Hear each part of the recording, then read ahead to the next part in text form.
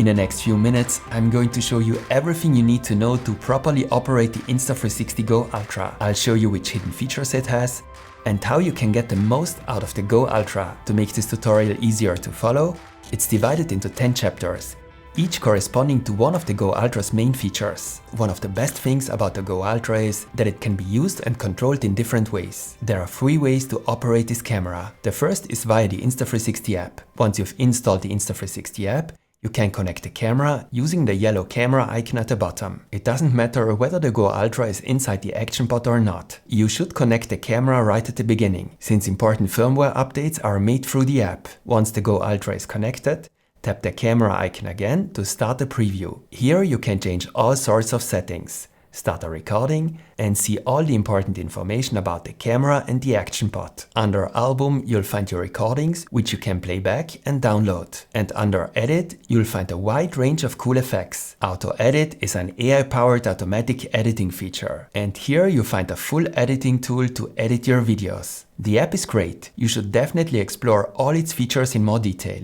The second way to control the GO Ultra is using the camera itself, completely independently of the smartphone app and the Actionpod. This means you can power the GO Ultra on and off and start or stop recordings without using the Actionpod or the app. The downside is, of course, that you won't see a preview image. Still, this method is sometimes necessary and useful, for example underwater. But before you can start any recording, you need to insert a microSD card. The SD card slot is behind the side door on the top left side of the camera. Make sure to always fully close the side door. Only then is the camera waterproof up to 10 meters. The GO Ultra has only one button, located diagonally below the lens. If you press and hold it, the camera powers on. You'll hear a beep and see a light blue LED. If the LED lights up yellow, something's wrong. For example, the SD card is missing. If you press and hold the button again, the GO Ultra powers off.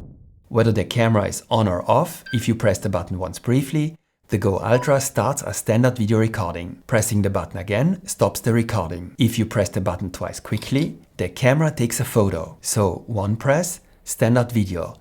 2 quick presses, photo. It's important that you hold the camera correctly. If you hold it upright, with the lens at the top right and the LED at the bottom right, the GO Ultra shoots in landscape mode. If you turn the camera to the side, left or right, it shoots in portrait mode. This can be a bit confusing at first, since the camera is square and you can't always tell right away if you're holding the camera correctly. Just remember, if the LED is located at the top, the camera is oriented normally and in landscape mode. The button configuration, 1 press for video, 2 for photo, can be changed using the Actionpod. And you can also assign other shooting modes to the button. And of course, the third way to control the GO Ultra is using the Actionpod. When the GO Ultra is inserted into the Actionpod, it can be operated via the back display like a standard action camera. The menu is simple, and if you've used an Insta360 camera before, you'll get to grips in a moment. But before we dive into the menu and settings, we should take a closer look at one of the GO Ultra's absolute highlights, the Actionpod. The GO Ultra can easily be inserted into the Actionpod by placing it in from above. Not only do magnets hold it in place, but the locking mechanism ensures it doesn't fall out during movement. To remove it again, press the small button with the lock symbol on the right and pull it out by holding the sides of the lens guard. The Actionpod serves multiple purposes. You can store the small GO Ultra in it, it charges the battery, and using the buttons and touch display, you can control the GO Ultra, even when it's removed, so you can use it like a remote control. Below the locking button is a USB port to charge the Actionpod or connect the camera to your computer. Normally, you'll charge the GO Ultra in the Actionpod, but there is also a separate charger available as an accessory. At the top is the shutter button to start or stop a recording, and on the right side are 2 more buttons. The power button turns the Actionpod on and off. When the Actionpod is on, a short press of the power button activates or deactivates the lock screen. And this can be important. If you're using the Actionpod as a remote, you should always activate the lock screen before, for example, putting the Actionpod in your pocket. This prevents accidentally changing settings, something that happened to me far too often. This is the quick button. Use this button to switch between recording modes. At the top right, you'll also find the presets, which let you quickly record specific settings for certain situations. Using the plus icon on the far right, You can also create your own preset if needed. The next highlight of this camera is the display. Not only is it high quality, but it also flips up completely. You can use it at a 90-degree angle, for example to shoot footage close to the ground while still being able to frame your shot. Or flip it up all the way when filming yourself, such as when vlogging. When you power on the Actionpod, it automatically connects to the Go Ultra and the preview image is shown, whether or not the Go Ultra is inserted in the Actionpod. If the Go Ultra is in the Actionpod, you can also remove it while the Actionpod is on, and the preview continues without interruption. Now you can mount the Go Ultra somewhere, on your helmet or chest for example, and use the Actionpod to check your framing or start or stop recordings from a distance. Keep in mind that the Actionpod has a range of about 10 meters. If you move more than 10 meters away from the camera, connection issues may occur. The Actionpod is not waterproof. You can't dive or snorkel with it. It is, however, splash-proof, so it won't break with the first water contact. The camera itself, as mentioned, is waterproof up to 10 meters, making it suitable for pools or snorkeling. For better underwater results, there's an optional aqua lens accessory available. The simple operation via the Actionpod is one of the best features of the Go Ultra. So let's take a look at the most important functions. When you swipe down from the top, you open the main menu. Swipe up from the bottom to change the most important recording settings like resolution, frame rate, and the aspect ratio. Swipe from the right edge to the left to open the menu for advanced recording settings like exposure and white balance. Swiping from the left edge to the right shows you a preview of your videos, which you can also play with sound and delete if desired. If you tap on the icon at the bottom right, where it says Mega on my screen, you can change the field of view. That is how wide the viewing angle should be. Mega is the standard field of view of the Go Ultra. It's a very wide field of view, with much of the distortion already reduced. Action View is even wider, especially vertically, but has significant distortion. It's especially well suited for POV shots, like when the camera is mounted on your chest or helmet. D-Warp or Linear significantly reduce distortion, but the image is less wide. With Horizon Lock, you can ensure that the image stays level. And with the 360-degree Horizon Lock, even if you completely rotate the camera, the horizon remains level. Of course, this results in heavy cropping. Personally, I almost always use Mega as the field of view. More interesting in my opinion is the tilt fix feature on the left. It keeps the image level for tilts of up to 10%. For vlogging, that's usually enough to keep the footage level without causing heavy cropping. For sports and intense camera movement, however, I'd recommend turning it off, as it can cause weird stuttering. If you tap the camera icon, you can change the shooting mode. You can also change the mode by swiping left or right, not from the outer edge like before, but more towards the center. And if you tap the 1x, you can activate the 2x clarity zoom. This is a digital zoom, but due to the high resolution sensor, it delivers better results than simply cropping the image, but it still reduces the image quality. You can also activate or deactivate the zoom by double tapping the screen. And the Go Ultra offers a whole range of interesting and useful shooting modes. It has the shooting modes video, photo, interval photo for taking pictures at set intervals, burst photo for a rapid sequence of photos, for example for fast-paced action scenes, star lapse, slow motion, loop recording to use it like a dash cam or body cam, of course a time-lapse mode, the time shift mode for hyperlapse recordings, and Toddler Titan, a very special mode for close-up shots of toddlers. For this you should use the micro lens, which delivers sharper results in close-up shots. That's quite a lot of shooting modes. It doesn't make sense to go into detail on all of them at this point, but 2 additional shooting modes are particularly important, and I'd like to explain these in more detail. The Pure Video Mode and the FreeFrame Video Mode. In FreeFrame Video Mode you can choose the field of view and the camera orientation, whether you want a recording in portrait or landscape mode, even after the shot has been taken, almost like with a 360 camera. That's why in this mode it doesn't matter what field of view you've set. However, this mode also has some disadvantages compared to the regular video mode. Since the Go Ultra does not have a square sensor, selecting the portrait orientation results in a crop of the recording, which affects the image quality. Additionally, the footage is not stabilized in camera, and you still need to select the desired field of view in post. So you have to open every clip in the app, Then choose your preferred field of view and decide whether you want a recording in portrait or landscape mode. These are certainly important disadvantages, but due to social media, it's a huge advantage to be able to use the same footage in portrait format as well. This mode can be very useful, but I would only use it if you really need that flexibility, because it does require an extra step in post. The next really important shooting mode is the Pure Video Mode. This mode is designed for low-light recording. And that doesn't only include evening shots, it usually also includes indoor recordings. In Pure Video Mode, the Go Ultra achieves significantly better results in low light than in regular video mode. There is less image noise, colors and details are improved, and it's quite amazing what good results this small camera can achieve even under such lighting conditions. In Pure Video Mode, only low frame rates are available, as high frame rates are disadvantages in low light. But let's take a closer look at the recording settings. And we'll do that in the standard video mode. Even though the Go Ultra is a user-friendly consumer camera, you can adjust the recording settings in great detail and with a lot of flexibility. But how should you set up the Go Ultra for the best possible results? First, you should decide on resolution and frame rate. To do that, swipe up from the bottom of the screen. For optimal image quality, you should always choose the highest possible resolution, so 4K. As for the frame rate, the more frames per second, the smoother the footage looks. 24 or 25 frames per second are mostly chosen when a cinematic look is desired.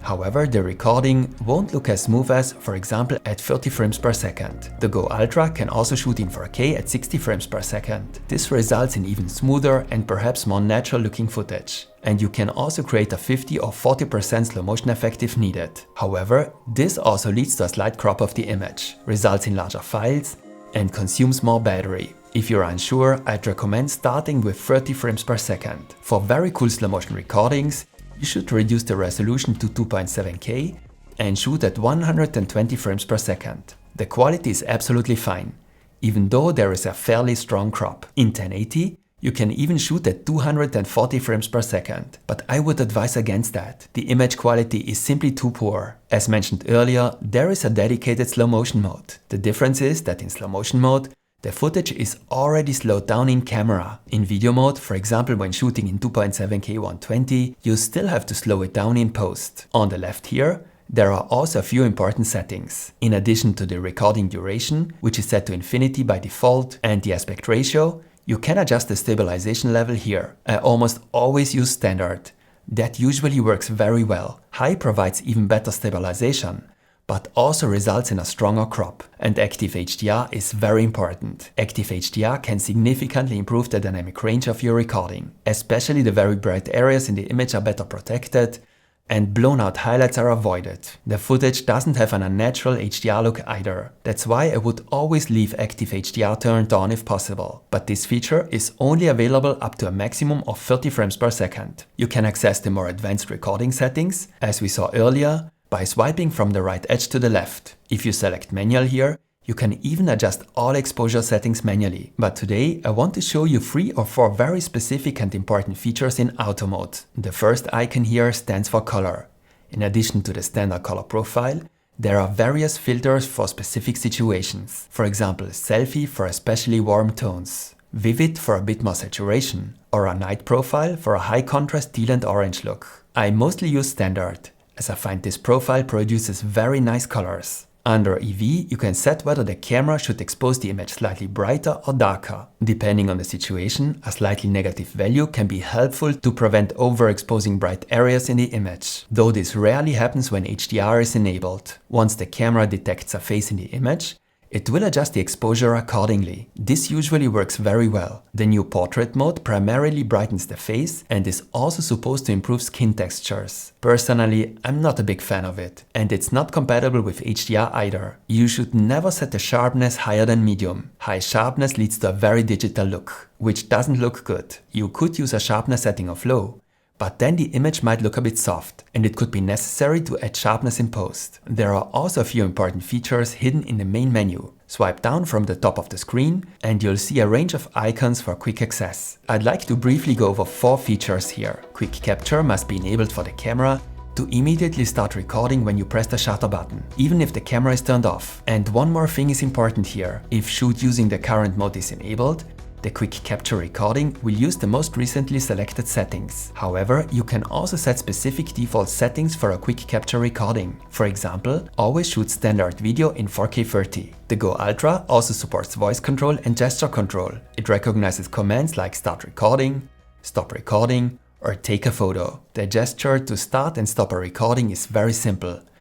Just raise your open hand. Those who place great value on the highest possible image quality should open the settings menu and set the bitrate to high. Only then will the camera store as much data as possible. However, this also results in significantly larger files. A special strength of the Go Ultra is its mounting system and the many different ways you can attach this camera. The Go Ultra has a magnet on its back. This means you can attach it to a variety of metallic surfaces, even without an additional mount. But be careful, not everything that looks like metal actually contains enough metal. Always make sure the camera is securely attached before letting go of it. The Go Ultra also comes with a quick release mount. This means that if you attach it to a quick release base, the mount locks into place and the camera won't fall off, even if it shakes heavily. Perfect for action. To remove the camera from the mount, press the button on both sides. But always make sure the camera is properly locked in place before using it. The quick release mount is great, because it allows you to quickly remove the Go Ultra from one mount and securely attach it to another. And the best part is, the Actionpod also has the same quick release mechanism as the Go Ultra. So if you're using the Go Ultra in the Actionpod, you can attach the Actionpod in exact the same quick and secure way. To ensure that you can really mount the Go Ultra anywhere and with maximum flexibility, Insta360 offers a wide range of interesting additional mounts. And the Insta360 mounts are the next real highlight. 2 of them are included in the standard package. I'll now briefly explain how to best use them and which additional mounts you might want to get. Included in the standard box are the Easy Clip and the magnetic pendant. The Easy Clip is intended for attaching to slim objects, typically to the front of a baseball cap. This way you can easily capture POV shots. Another mounting option would be, for example, on a headband. Personally, I find the magnetic pendant more interesting. You wear it like a necklace under your t-shirt. It contains a relatively strong magnet. This allows you to easily mount the Go Ultra at chest height on your shirt. It works excellently and is also quite stable. To adjust the angle, you can rotate the back gray part of the magnetic pendant counterclockwise. There are 2 positions, one where the camera is mounted upright and another where it tilts slightly downward. POV shots usually work much better from chest height than when the camera is mounted on the head. And see this here, a quick release safety cord. You can attach it to this small hole. And especially when you're using only a magnet to hold the Go Ultra, you can secure the camera this way by attaching the other end to the magnetic pendant, for example. I always secured the camera like this during my mountain hike to make sure I wouldn't lose it under any circumstances. Aside from that, I would recommend a pivot stand. It has a quick release mount on top, so you can attach either the Go Ultra or the Actionpod to it. The mount has a fully rotatable joint and a tripod thread on the bottom. This means you can attach it to almost all Insta360 mounts and accessories, for example to a pole like this one. Another interesting option is the Action Camera Mount Adapter, which also has a quick release mount. Also pretty cool is this headband, which has a mounting point for the Easy Clip in the front. I didn't actually use it on my head, but rather on my bike to get all these shots. You'll find a link to all accessories in the video description. As you can see, the Go Ultra is a fantastic little camera with incredibly flexible applications. Its strengths lie especially in the fact that it can be mounted virtually anywhere, allowing for especially creative shots. I think you now know everything you need to have a great time with this camera. If this video was helpful for you, give me a like as feedback. There will be more videos about the Go Ultra, so stay tuned and see you next time.